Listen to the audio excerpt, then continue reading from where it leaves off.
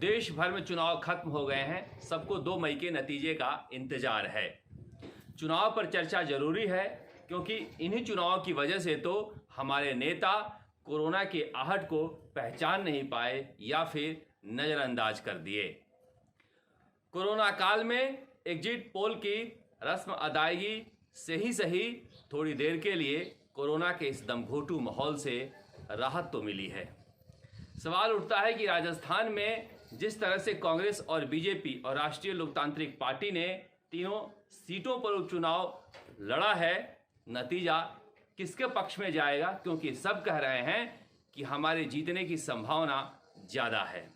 अगर राजस्थान में exit poll की बात करें तो ये कहा जा रहा है कि तीनों सीटों पर जो उपचुनाव हुए हैं उसमें नतीजे कांग्रेस के पक्ष में 2-1 से रहेंगे।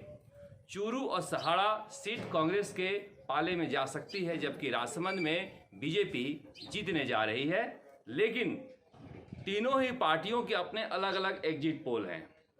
देखिए, एग्जिट पोल के जो पंडित बता रहे हैं उसके अनुसार कहा जा रहा है कि चूरू में मास्टर भंवरलाल मेघवाल के पक्ष में एक सहानुभूति थी और आपड़ों मनोज का जो एक नारा था वो कांग्रेस का क्लिक कर गया था।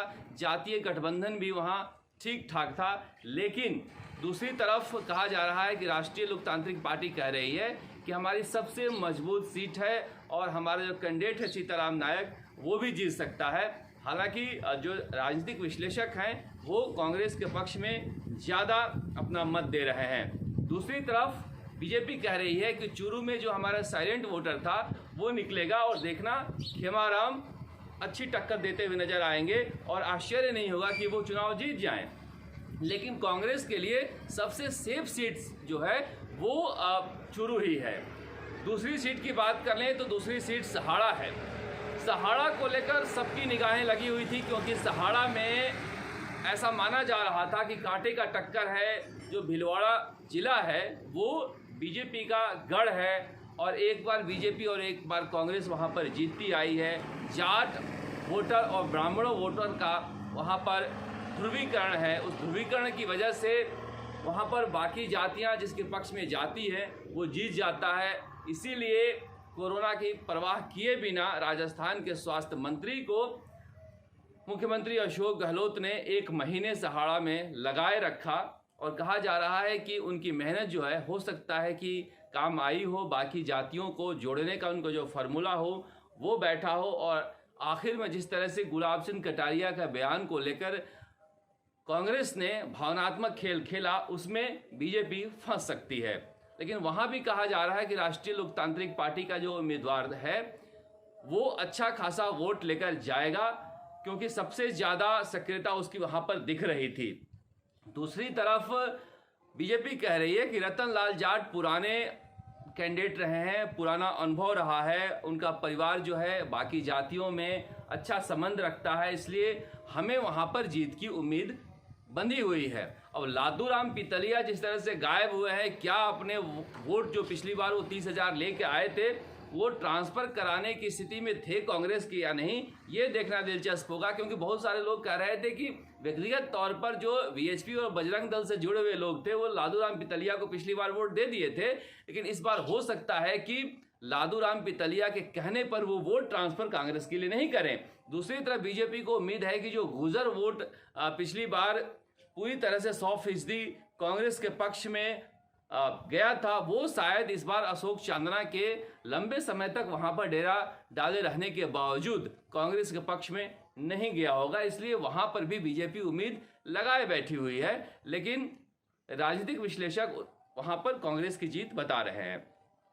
तीसरी जो सीट है राजसमंद की, वहां पर कहा जा रहा है कि किरण माहेश्वरी के प्रति एक सहानुभूति थी और सहानुभूति का फायदा उनकी बेटी दीप्ति माहेश्वरी को वहां मिलता हुआ दिख रहा है। कोरोना काल में भी सबकी निगाहें लगी हुई है कि चुनाव में कौन बाजी मारता है। चुनाव तो अपनी जगह है, लेकिन फिलहाल जिस तरह से कोरोना ने कोहराम मचा रखा है, बात हम कोरोना की कर लेते हैं।